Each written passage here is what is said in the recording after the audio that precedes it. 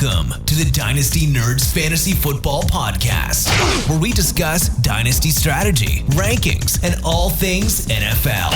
So get ready to geek out on fantasy football with your host, Rich Dotson. And welcome to the Dynasty Nerds Fantasy Football Podcast. I am your host, Rich Dotson, here with my fellow nerd, Garrett Price. How's it going? That's going pretty sweet. No Matt O'Hara today. Nope. He's playing safe. He walked by somebody that had 100-degree temperature. He saw them from a distance. No, they came over his house. Oh. His brother-in-law. That's family. They probably passed it. He's like, oh, I got a fever. And he's like, you want more cowbell? He's like, no, I'm hot. He's like, well, that's conceited. So he's playing safe because the guy got a COVID test and he's got to wait back for the results. So he didn't want to infect me or you. Which I appreciate. I don't care. Just get it already. Yeah, it's too bad it's not one of those things like, chicken pox. Once you get it once, you're good. I don't think that's the case with COVID. I think is it not the case? I don't think it is. I don't know. Ask Raquel Armstead. Yeah, I was like, dude's been gone forever. My neighbor got it. I was like, make out with me, and she's like, no, and I'm like, okay, selfish. Jerk. Yeah. So, but today we have a lot to talk about. More injuries, more dynasty talk. We got some things to go over here. But before we do, how about a word from one of our lovely sponsors, MyBookie. If you haven't tried MyBookie yet, what are you waiting for? This is the site to go to. And right now, if you use the promo code NERDS, they will give you 100% deposit match on your first deposit up to $1,000. And I don't know about you guys, but right now I'm crushing this gambling world. I signed up with MyBookie, crushing it. Was up big figures again last week. I won every bet I made last week. So not only can you hit me up on Twitter for like, hey, is this pick worth this player? Hit me up with these gambling tips too, because I'm hot. I'm hot. Yes, you are. Gambling. So MyBookie right now, they got parlays. They have every sport you could bet on. Do they have parfaits? I hope so. Parlays and parfaits would be great because I love a good parfait. MyBookie will probably, with all that winning you get, you can buy parfaits. Done and done. Yeah. So check out MyBookie. They have their winning season. They're in the season now. They got the parlays, the future bets. They have all that for you right now on MyBookie. Use that promo code NERDS to get 100% deposit match. Don't worry about these other sites that offer this stuff. I mean, those are just, weekly lineups. This offers you way more. You got that fever. They've got that, medicine? They've got the cure. They've got the prescription. They got it for you. Whatever it is, they got it. MyBookie, you got to check them out. You got to use them. Friends of nerds are friends of yours. Check them out and use that promo code. That was good. Thank you so much. So let's get into this week. Let's cover some of these injuries real quick. And first out the gate. The most important one. Go ahead and cover it. To my heart. It's OBJ. That wasn't the most important one. I know it's not the most important one to you, but it's the most important one to me. All right. So OBJ out, currently was right around wide receiver 20 on the year going into this week before he tore his ACL. Bummer, he's out, but yeah. He was an inconsistent play anyway. He was a frustrating player to know when to start, when to sit him, because he would have some great weeks where he would put up, 25 fantasy points, 30 fantasy points with multiple touchdowns. And then he'd put up a stinker of, 3 catches for 40 yards. And, that's kind of frustrating. So you never want to see injuries, but I do think this does give a nice boost for a lot of the passing options in Cleveland. Harrison Bryant looked fantastic. He did. He's somebody we've been talking about since the preseason. Like, wow, Harrison Bryant's looked really good in the preseason. He won the Browns. We talked about when he won the Browns Rookie of the Camp award. Yeah. And he does. I mean, he won the John Mackey Award, comes out and looks dynamic in this offense. A Kevin Stefanski offense that always utilizes tight end as it is already. This is a great buy low. I don't know how much of a buy low it is. I don't know if I'm getting these crazy trade offers just because everybody knows I'm a big Browns fan and think I'm going to overpay just because he's a Browns player. I mean, come on, it's not Baker Mayfield. Well, the better buy might honestly be Austin Hooper. Because I think he's the kind of forgotten guy about this because he had a couple straight weeks of fantasy production where he was putting up 10, 12, 15 points because he started off the year awful, just completely awful. But he had 2 or 3 weeks before that were really good. Then he missed this past week, so he wasn't even in the game at all. And so I think that might be the kind of forgotten about guy. But I would assume that he's going to be getting just as many, if not more, targets than Harrison Bryant will be in this offense. And as of right now, it looks like they're really loving throwing out of that 12 personnel. Oh, it's going to be 12 personnel the whole way. It's the reason they only have 3 active receivers on their roster when they come into it. That's the reason why, because they're going to run 12 personnel all the time. They have 4 active tight ends, 3 active receivers on game day. So, and you're right, and Hooper's not going anywhere. I mean, Hooper's 4-year contract is pretty much guaranteed all 4 years. But you can still have 2 successful tight ends in his offense. Sure. And definitely when they're asking, the one thing you have to wonder is, okay, as Jedrick Wills, the rookie left tackle, as he matures in the NFL, will they start pulling Austin Hooper away a little bit? Because they have Jack Conklin on the right side. They actually go out and catch a little bit more passes. And maybe that's what we're seeing these last couple of weeks. Now that Jedrick Wills is getting his feet, a little bit more wet, that Hooper can go out there and be a little bit more active, where that's where Bryant's role, because he has been blocking a lot. He's been blocking really well. So I love Harrison Bryant. We'll open things up. If Rashard Higgins is on your waiver wire, don't be afraid to pick him up. And might not be a bad wide receiver 3 option, flex option for your lineup, because him and Baker Mayfield have a really good rapport together. They always have. I mean, even going back to Baker's rookie season, that was the guy he was throwing the football to. Like, yes, him and Landry had a good connection, and Landry's obviously the more established receiver in the offense, but he was always looking for Higgins.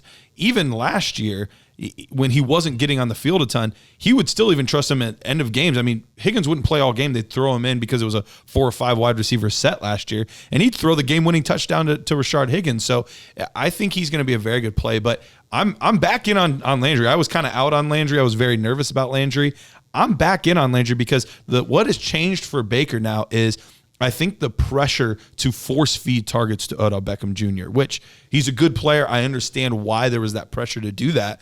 But I think he's going to be able to be a little bit more relaxed and just find the open player, actually go through his progressions as opposed to being locked on to the number 1 option all the time. He looked dynamic that whole second half, completed every pass besides the ground and the ball, threw 3 touchdowns in the fourth quarter. He just looked absolutely fantastic. And that's when he looks his best, when he's moving the ball around, found Donovan Peoples-Jones a couple times there. Obviously the big play at the end of the game with 11 seconds left. What a throw, what a catch. We'll get a little bit more action on Donovan Peoples-Jones as well. Sure. An intriguing prospect. Dynasty, didn't really do well at the Combine, didn't really do well at Michigan. Well, he did go to the Combine. He crushed the Combine. But it was Michigan that he sucked at. Crush. Yes. Yeah, so OBJ gone, out for the year. We're doing this every week. We lose people every week. Yep. Another person goes down in Seattle. Garrett, why don't you tell the people what happened in Seattle? Because this is going to put you from 6 to midnight. Let the audience hear, and let's see what maybe a player can get some carries this week.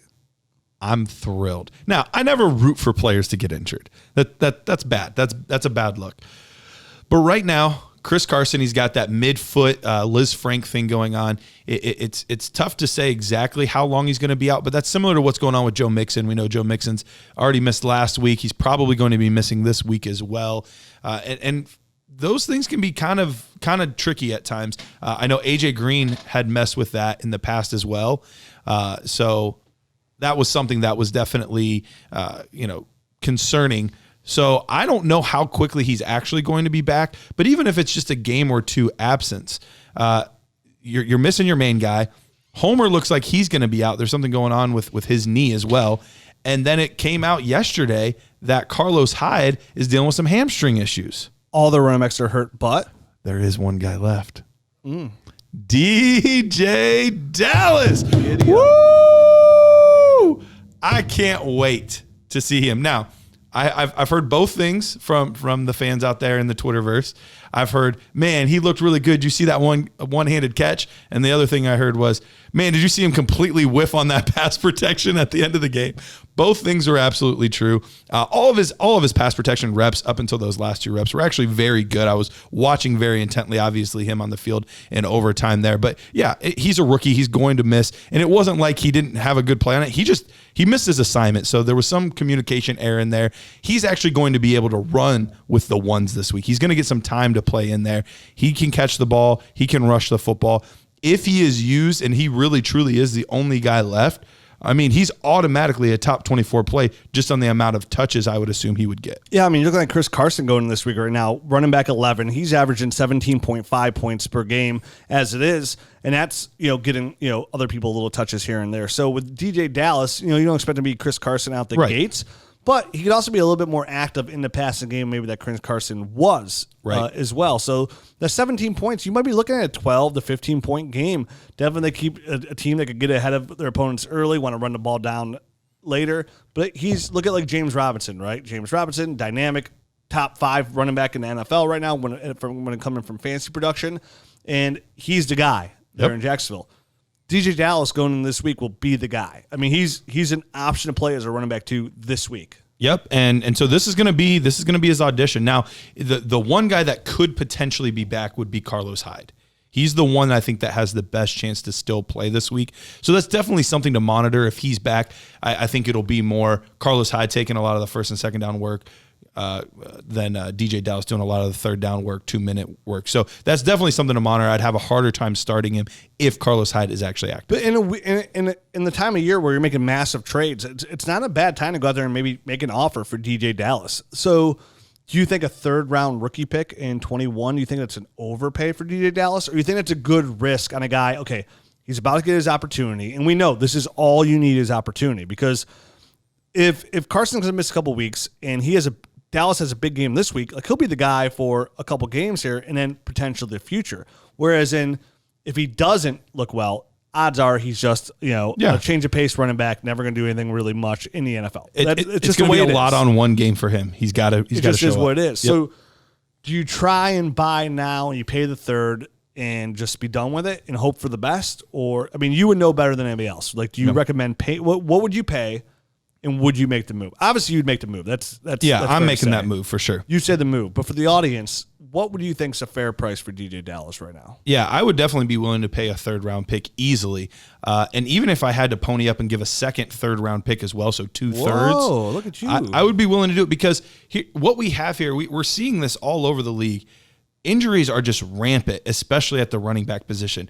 Even if these guys get healthy, there's nothing saying that they're not going to get hurt again. Chris Carson's been in and out of the lineup almost every week with injuries. Of his career. Yes. And so, Carlos Hyde is not the picture of health. And Homer's just a guy. Nothing against Homer, but he's just a guy. So I'm willing to take risk on upside guys, especially at the running back position where you mention it all the time, Rich. Even if you think, oh, man, I got 4 solid running backs.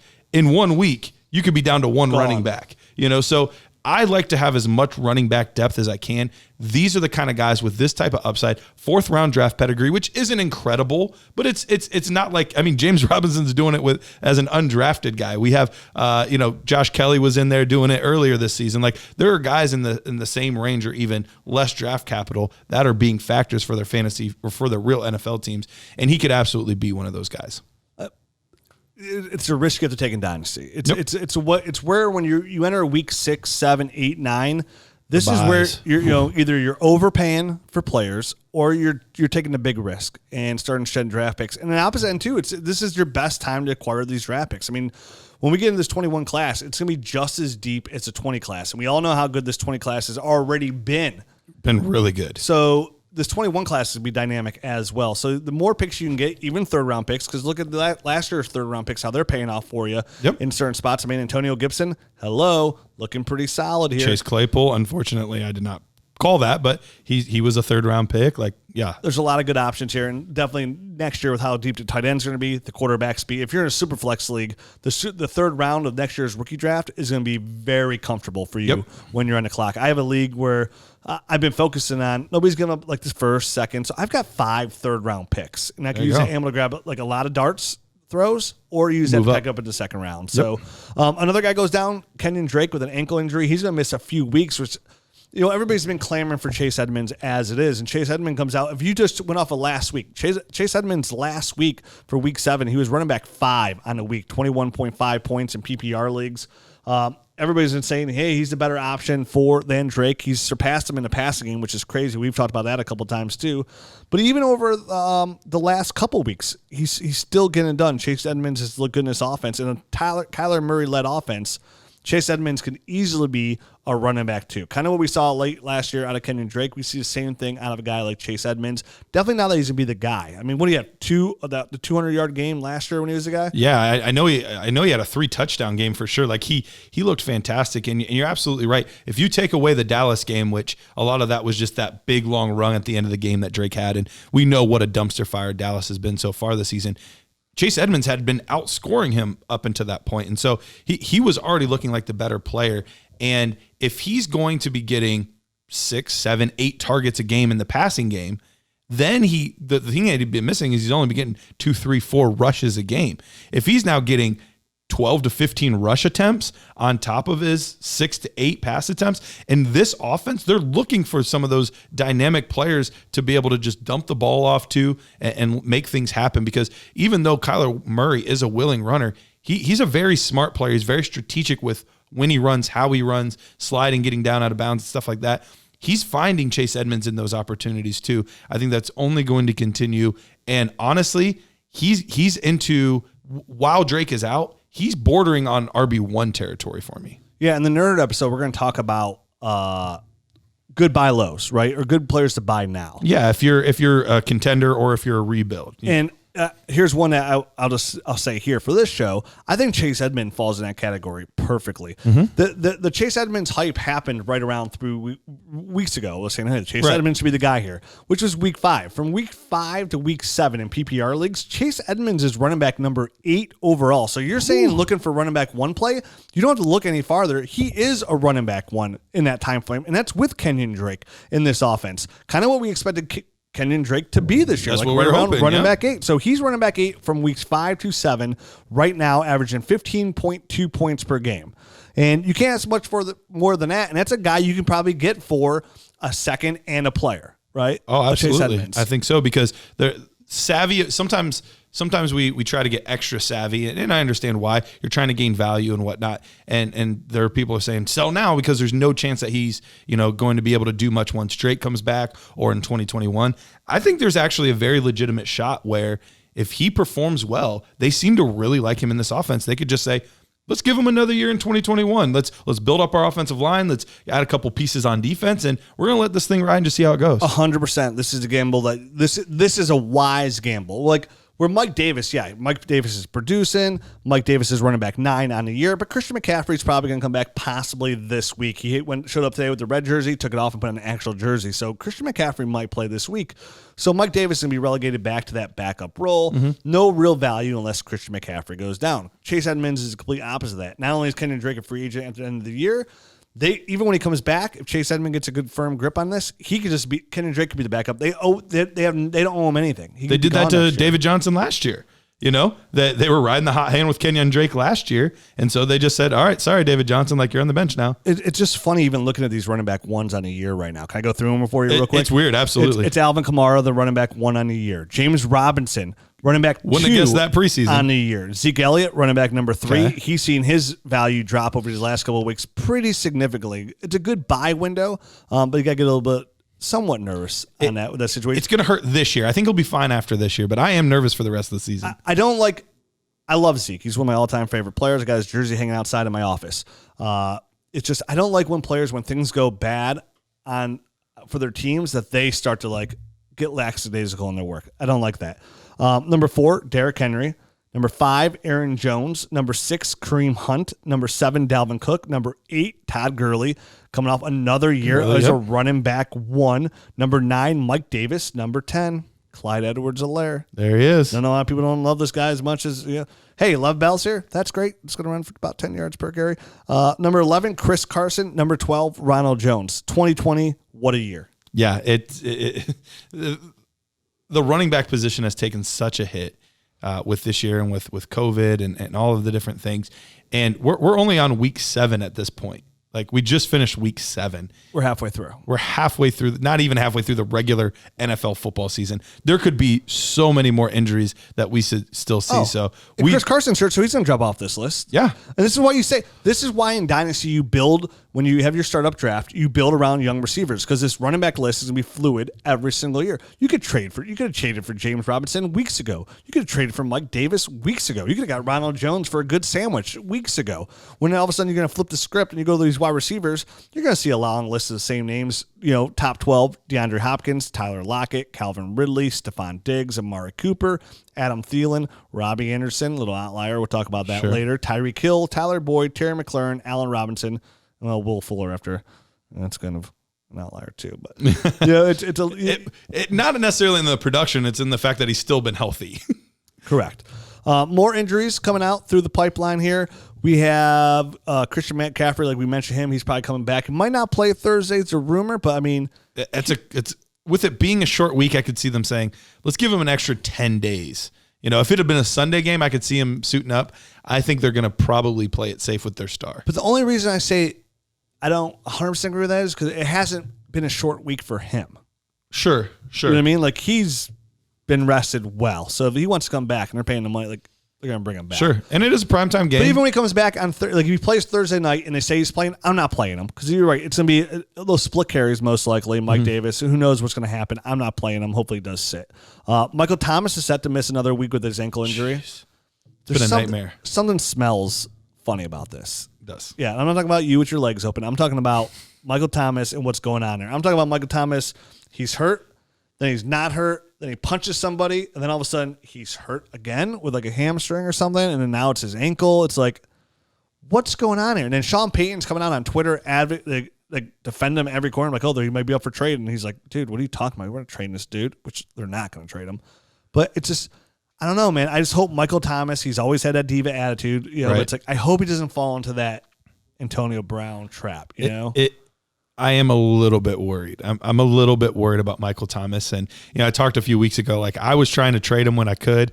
And honestly, it's probably not worth trying to trade him away at this point because similar to Zeke, like his value is just so low compared to where it was preseason. I mean, I've seen the list of people. I'm not partaking in this. I think this is way too extreme, but I see people that will put out their list of their top 12 receivers and not have Mike Thomas on it. Like that's a little extreme, but that's where people are at. They're seeing all these young receivers, the DK Metcalfs, the Justin Jeffersons, the CeeDee Lambs, and they're putting them in the top 12, which I understand. Getting a young, talented receiver like that is awesome, but I think people are forgetting how good he is. So please don't trade him right now. Just the value is just not there. You're not going to get anything close to what you're expecting to get back for him. It's the worst play to play. It's absolutely the worst way to play Dynasty. Is how people play, what have you done for me lately? Where have you been? Oh, Michael Thomas, he's playing. No, sometimes it's just a game of patience, right? And sometimes with these injuries, your team could take a turn for the worse quickly. But again, this is why we play Dynasty. I was doing ESPN radio promoting Dynasty last week, and I was saying, and they're like, tell us a little bit more about them. Like, it's so fun because you're always winning. You're always winning. Even when you're losing, you're winning. Because you're going to get that one high pick. Like, you can get Travis Etienne this year and have him forever. So good. You can get Najee Harris and have him forever. You can have Jamar Chase and have him forever.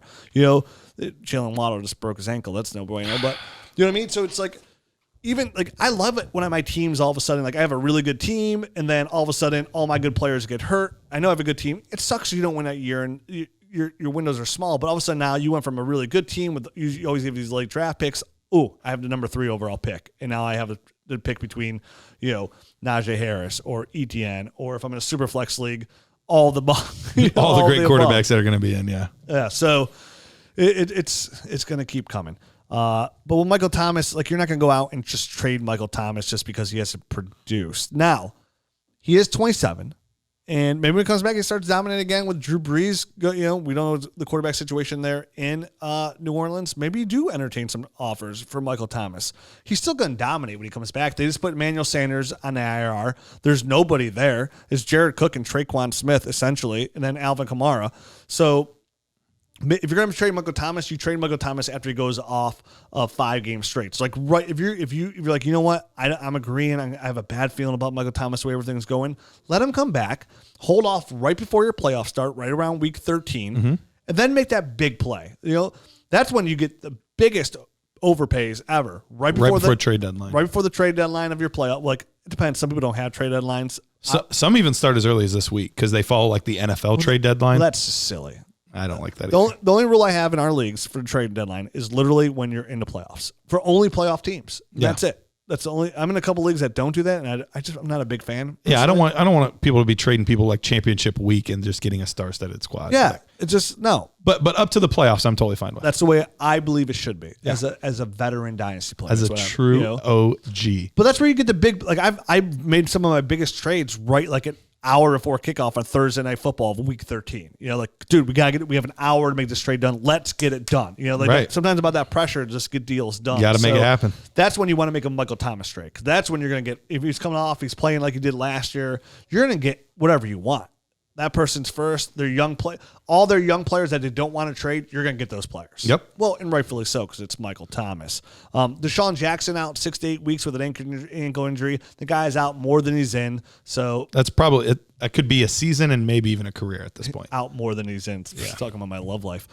Andy Dalton, he's got a concussion. He got rocked pretty hard. He did. Yeah. But, You know, Dallas kind of sucks right now. 3 points this week against Washington.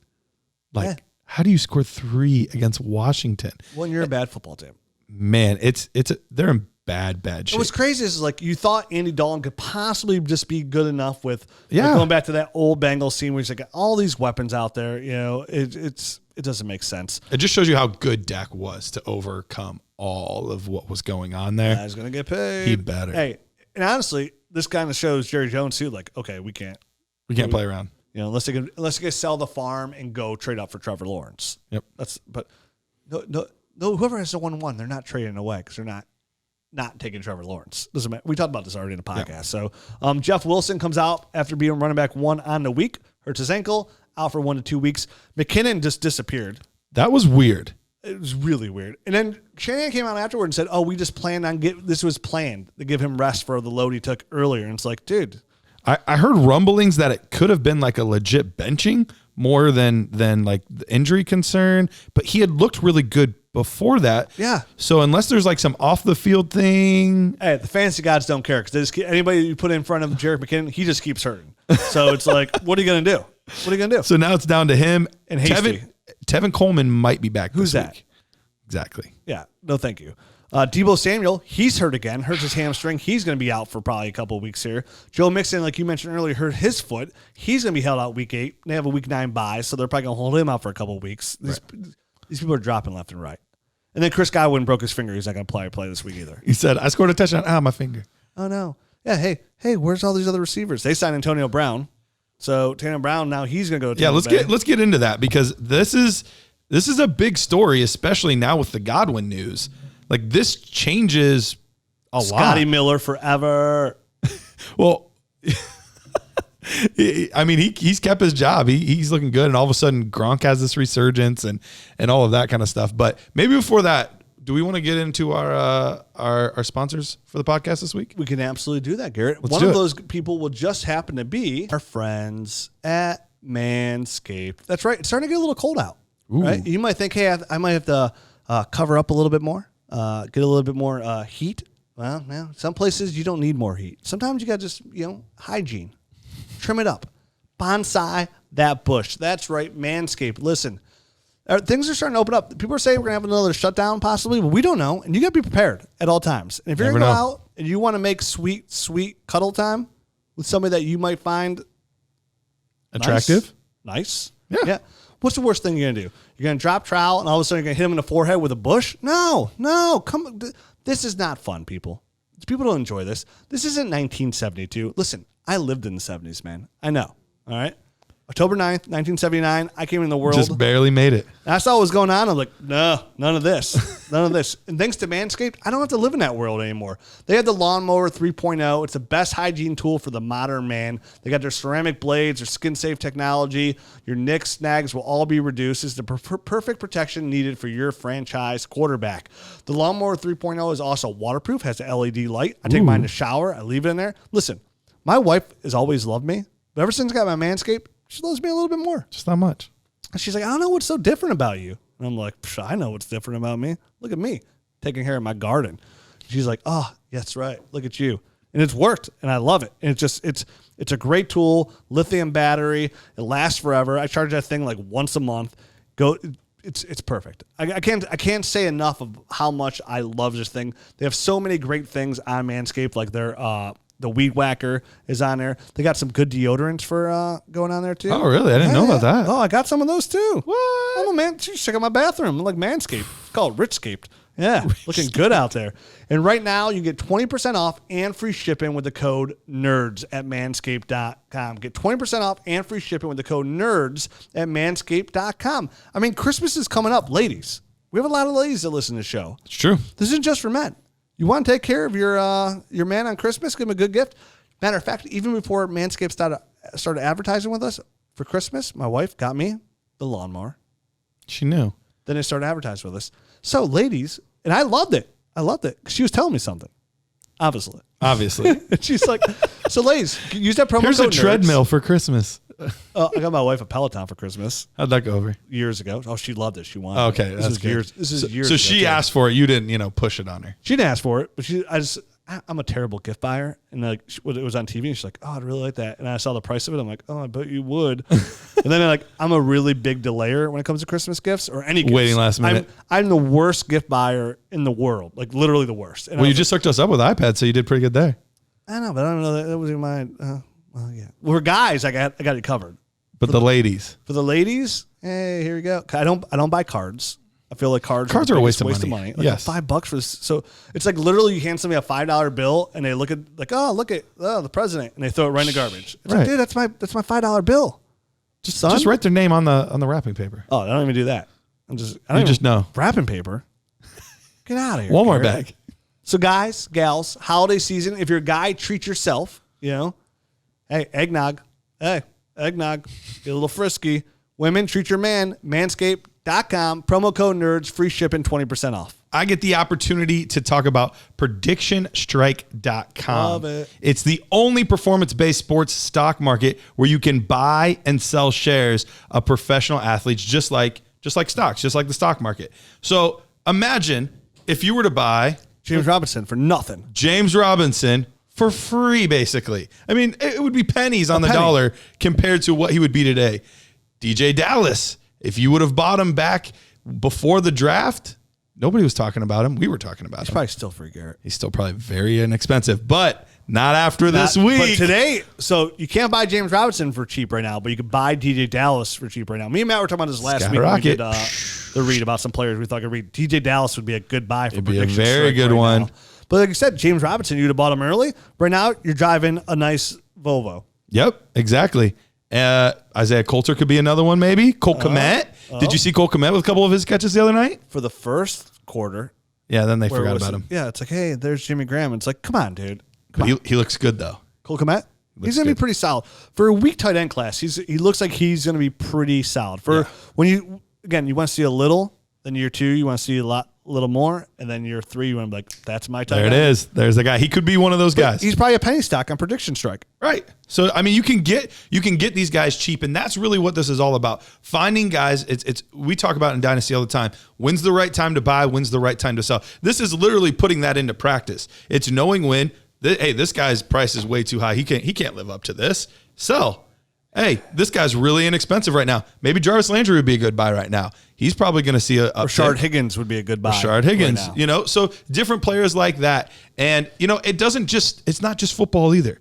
You're like, you know what? I like a little NBA action. I like a little MLB action. You can get on those guys too. It's not just football, but at PredictionStrike.com, you can get all of your opportunities to get those players.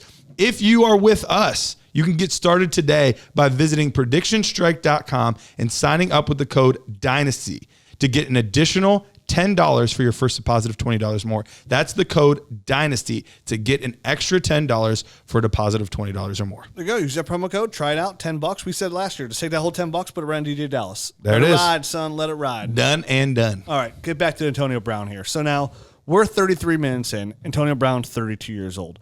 Going to a new team. And we're talking about a team right now that, I don't know how excited I am about Antonio Brown personally. Like, I'm using this as a moment to sell for whatever I can get. I was too, but all of a sudden for a contender, if you happen to be one of those people that like held on to him this whole time, or you were in a startup draft and you took him in like the 20th round, all of a sudden, like, Chris Godwin goes out. How long is he going to be out? Mike Evans has really underperformed so far this season. So this is my point.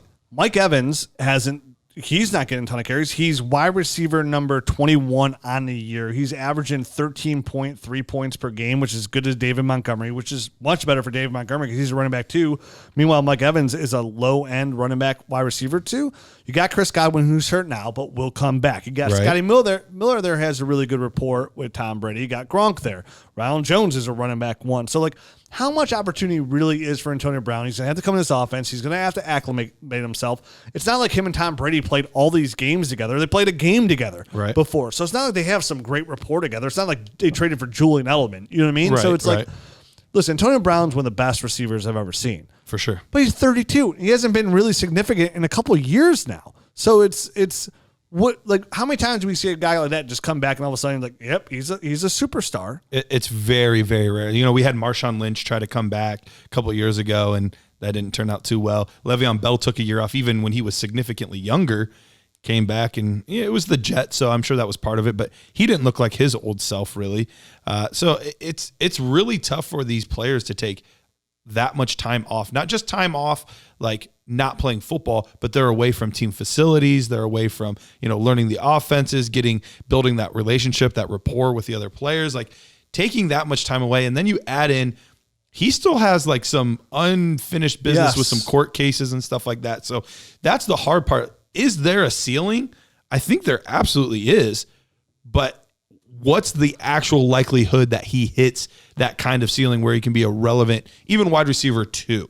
Like 5%, 10%? For most players, I'd say 5%. Antonio Brown, I will say it's higher. Okay, so 20? 25%, 1 out of 4, I think, for Antonio Brown, because he's just that talented. To be like a top 18 type of guy? I mean, even at that one game he played with Tom Brady, he put up like 25 points. I mean, it was a great game. It's going to kill Mike Evans, and it depends how much like Tom Brady wants to get him involved, and Bruce Arians wants to get him involved. I think that has a lot to do with it. Is just how does Brady feel about it? And we probably won't know for another couple more weeks. So maybe the buying windows after, like, not now because there's hype, but like after this week when he next week when he duds out a little bit. So are you buying or selling? And if so, what's the price? I'm selling for a third.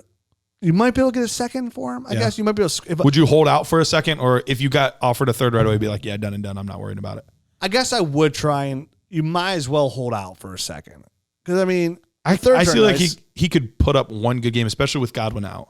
I feel like he could put up one good game where he scores a touchdown. But I'm with you because, Godwin's only going to be out for 2 weeks. And this is the other thing too. This is a dynasty show. This isn't a redraft show. So we're not just concerned about the next, 6 weeks of the regular fantasy football season and then the fantasy football playoffs. Like, we need players to have a little bit more value than that.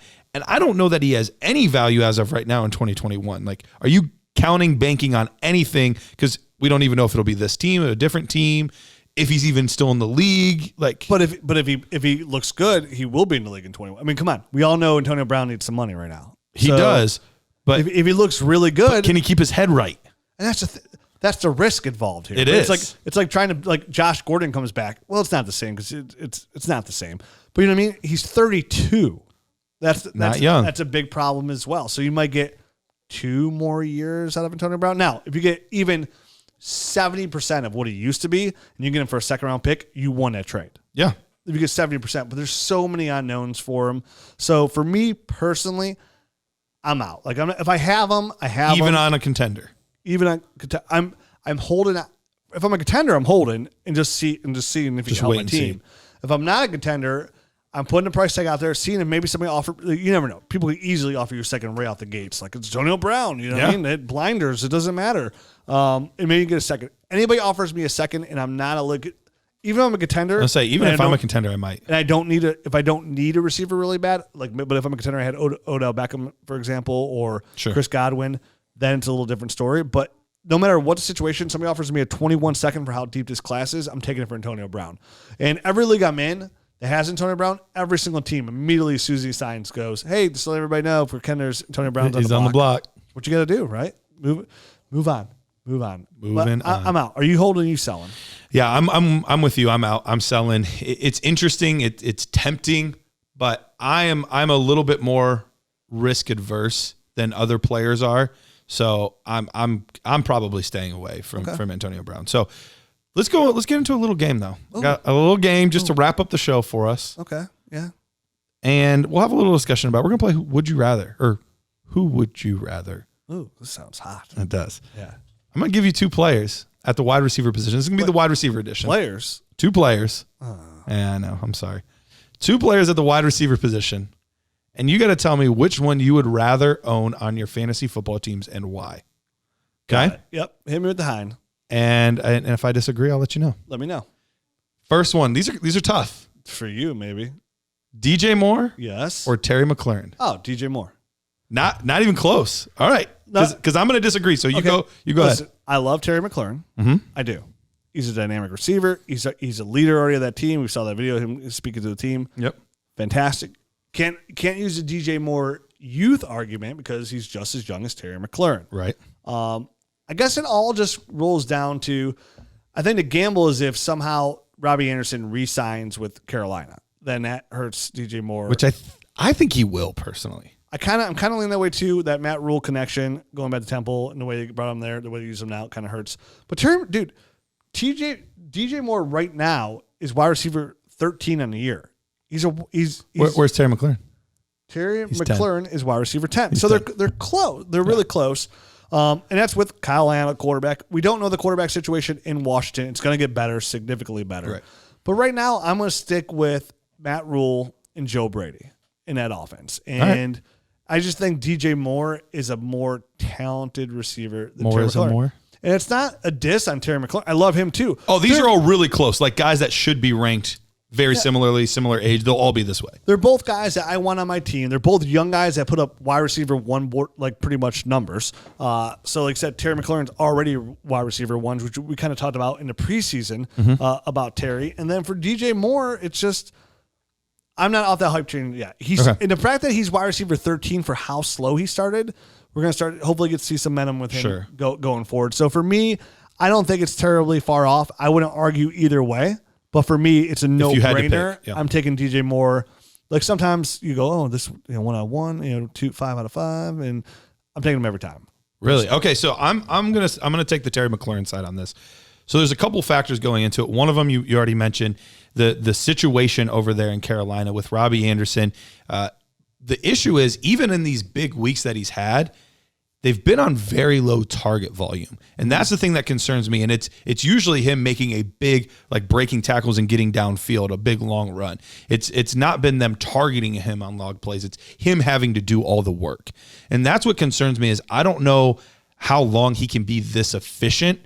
Whereas Terry McLaurin, they'll target him short, they'll target him long. He actually, up until this week, I don't know what it was after this week, but he was the 5th most targeted player in the NFL. So, I mean, he is getting, there's no one to throw the ball to. That's the problem right now, Garrett. Like, there's no, like, that's another, I'm not arguing against Terry McLaurin, but there is nobody else to throw the ball to. Next year, they'll have Kelvin Harmon back. Antonio Gandy Golden be another year in his offense. But none of those guys are Terry McLaurin. He's still going to be a top 10 guy. But this draft class is extremely deep at receiver. Sure. There's another chance they could bring somebody in there as well. They're going to get a new quarterback here. And right now, DJ Moore is doing it with Curtis Samuel on the field, Mike Davis producing as a top 5 running back, and Robbie Anderson as a running back, wide receiver. But he's doing it without Christian McCaffrey. Those are going to take even more targets.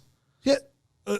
You could argue, but Mike Davis is producing the passing game as well, though. He is. He's played great. I think I'm not going to listen to that argument just because Mike Davis is kind of producing at that Christian McCaffrey level almost identically. So I don't think not this week. He had a bad week this week. But everybody has a bad week, So I am not. For me, I like DJ Moore doing it as arguably the third fiddle. You know what I mean? Sure. Where Terry McLaurin's being force fed, and how long will that always continue going down?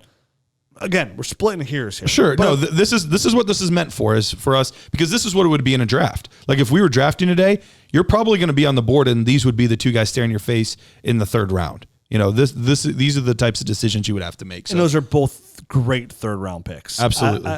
I would love, I love the fact that in the 3rd round you come away with a really good young receiver.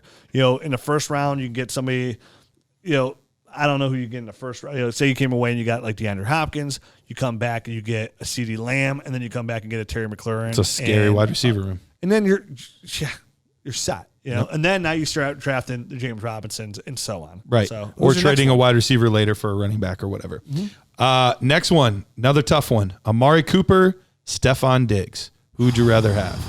I am going to take Stephon Diggs. Reason B is, again, we have CeeDee Lamb there in Dallas, and I think he's the future number 1. Even though Amari Cooper got paid, he's younger, but we kind of talked about this in depth. And I like Amari Cooper, talented guy. Sometimes go through the drop issues. Sure.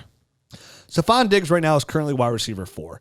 Josh Allen has continually supported, since he was his rookie year, top 24 receivers, multiple ones. He's doing it again now. Cole Beasley's on pace he's for had a great 1,000 tear. yards. John Brown, he's taking a step back, but Cole Beasley is Injuries stepped a little up. bit too. Injuries as well. Stephon Diggs is currently wide receiver number 4 on the year. So this is somebody who they're going to commit to long term. Him and Josh Allen's rapport is really good. Stephon Diggs, dynamic, one of the best route runners in the league out here as well. Stephon Diggs will be continually in Buffalo a wide receiver 1. Yep. Amari Cooper is going to be a wide receiver 1 too. He's still a wide receiver 1. He's literally right behind Stephon Diggs as wide receiver 5, so they're neck and neck. But I like this. I like the situation of Stephon Diggs and where he's at, and he's a true number 1 on that team. We can't always say that with Amari. Right. And I'm with you on this one. We agree on this one. I was hoping Matt was going to be here for this one because we know what side he would take on this. Oh, 100%. But the other reason on top of it is look at how fluid the situation has all of a sudden become in Dallas. Like we're not guaranteed that their head coach is going to be back next year. Like with as poorly as McCarthy has coached this team. And Jerry Jones came out and said, "Oh, we got the right guy." But I mean, the fact that when he came out and said he lied about his analytics, like right away, and it was funny, Right. when the Browns were looking for a head coach, my buddy and I were talking, like, "Oh, what do you think of Mike McCarthy?" And he's like, "Dude, I just for some reason I don't believe a word he's saying about it. He's like, I don't buy it. It's not who he is. I'm not buying it." And then as soon as it's like, "Oh, I kind of like fudged about the analytics stuff," my buddy's like, "See, I told you." So for me, if I'm Jerry Jones, like sometimes I'm ticked. I'm just cutting my loss. Like it's the same thing we saw like in Green Bay.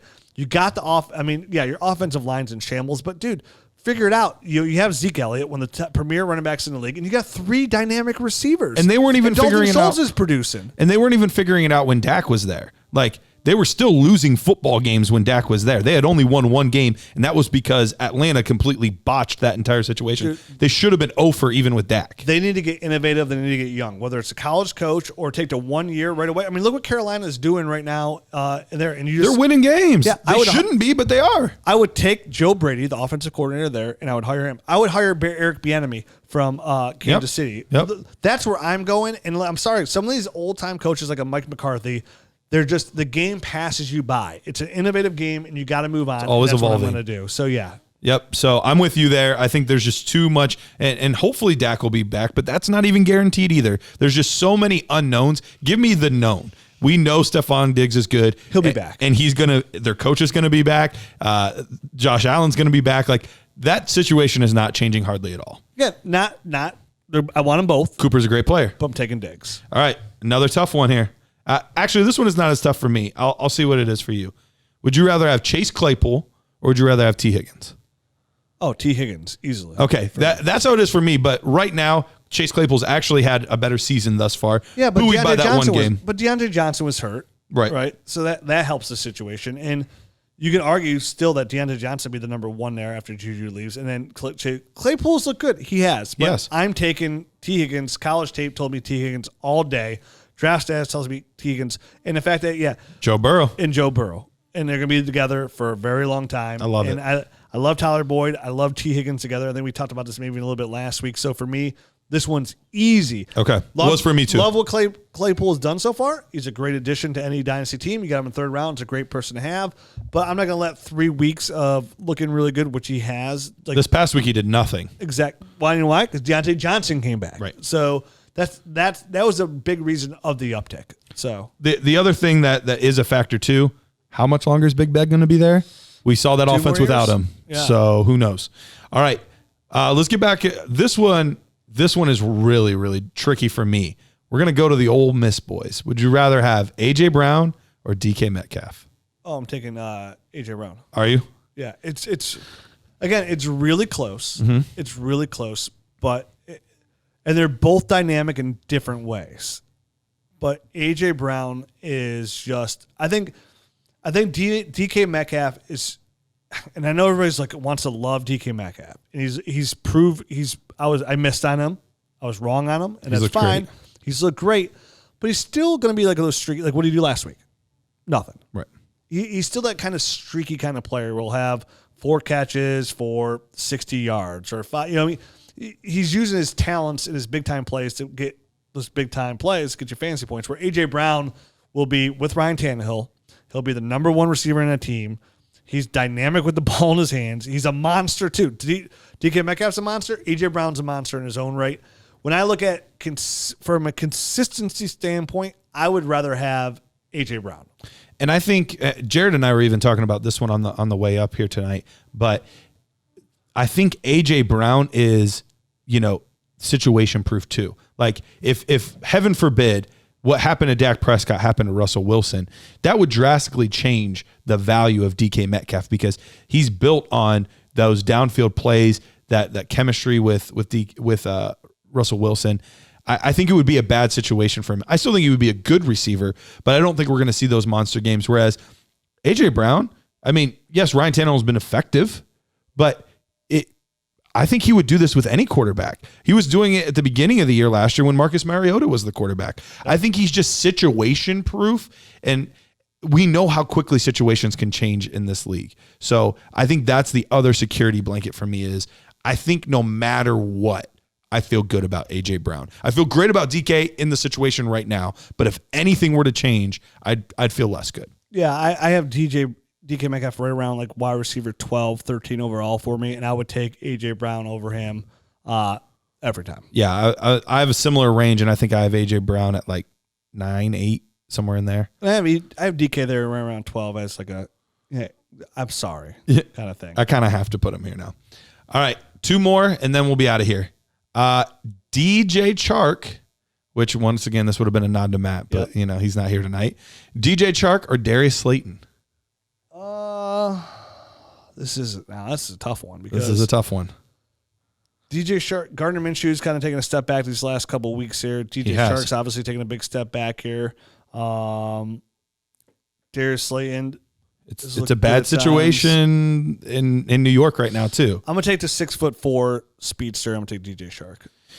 It's really close. I'm somewhat pot committed, but I would take Darius Slayton. I don't think too. it'd be pot committed. I get your point, but I don't think this should ever be a deciding factor. I think no, it's not a deciding factor. I think Darius Slayton is a nice own, even in New York. I think Daniel Jones can get better, but I think he's just at like on a good year, like wide receiver 22.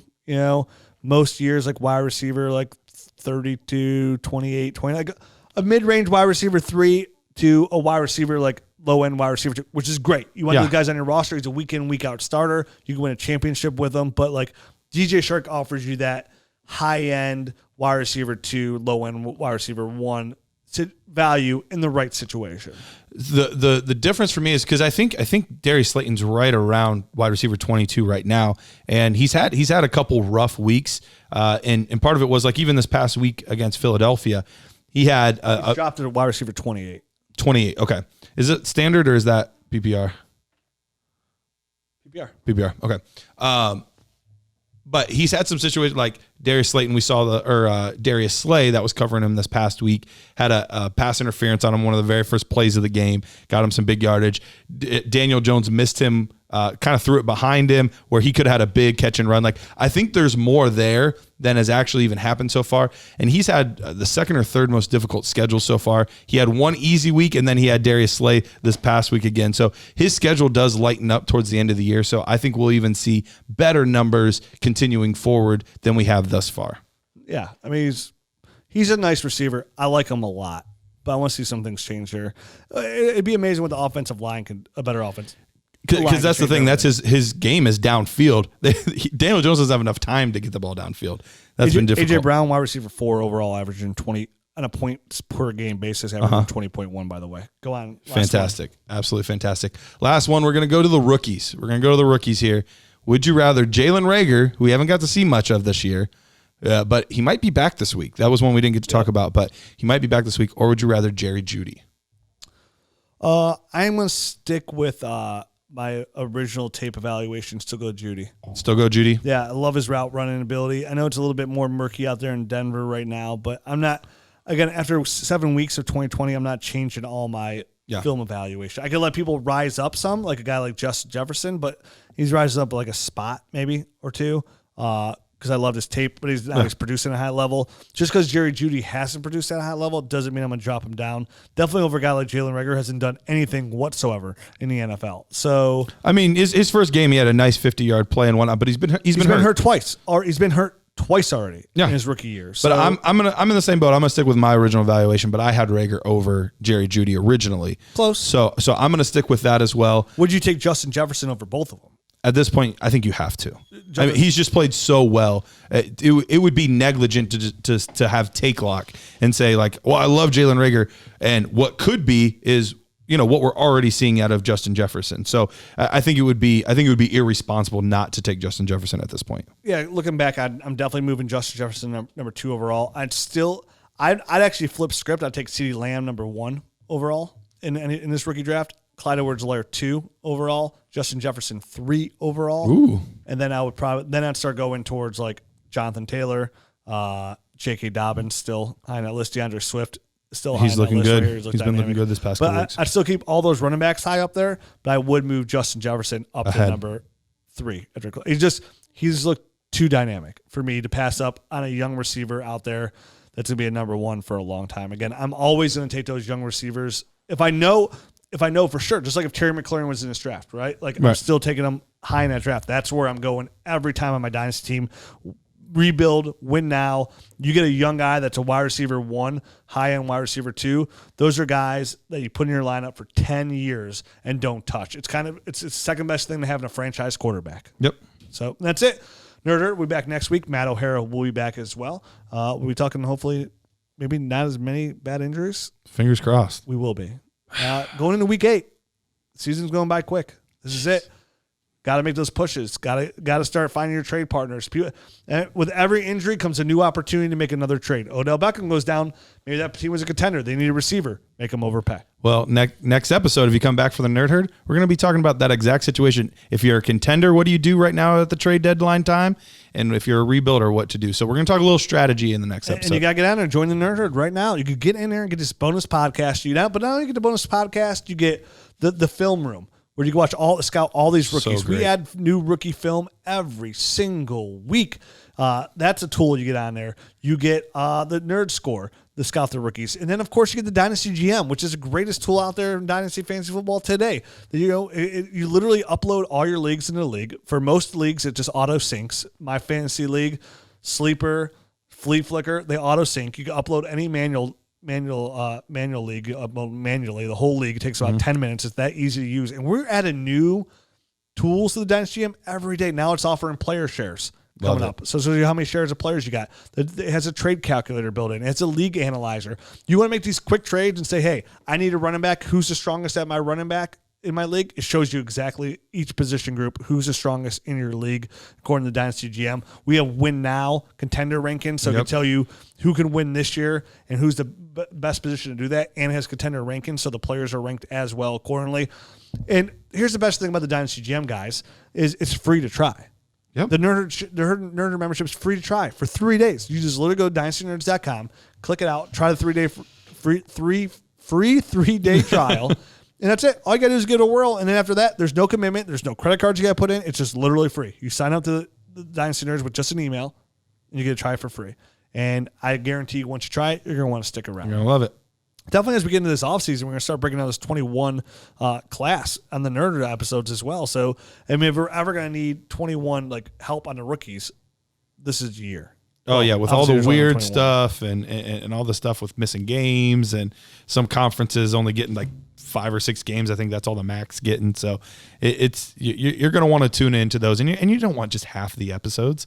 You don't want just half the rookie evaluations. We do both. We'll do a set of running backs in one episode, set of running backs in the other. You don't want half. You want all of it. And it's for the price of a cup of coffee a month. That's it. $3 a month. You get that. And if you want the total package, it's $5 a month. Still the price of a coffee or a latte. Yeah, you just upgraded a little bit to Starbucks as opposed to Dunkin' Donuts. And what you're doing is, again, we say this all the time, is you're not just supporting us at Dynasty, you're supporting Dynasty Fantasy Football as a whole. All the money that comes in, again, we're putting right back into the Dynasty community, helping you build bigger and better tools, for you to use. That's why you see the Dynasty GM getting updated all the time. And unfortunately, developers are really expensive. They are. But, again, with that support, not only are you helping us out for something that you like, but it's just you're helping the game of Dynasty itself and expand that as well. Because, again, all the money we get, we're just putting right back in here. We're just trying to make Dynasty Fantasy Football the number one game in the world, and we do that with your help. So check it out. Check out the Dynasty Nerds Facebook group. I mentioned last week we had probably another 200 people sign up there,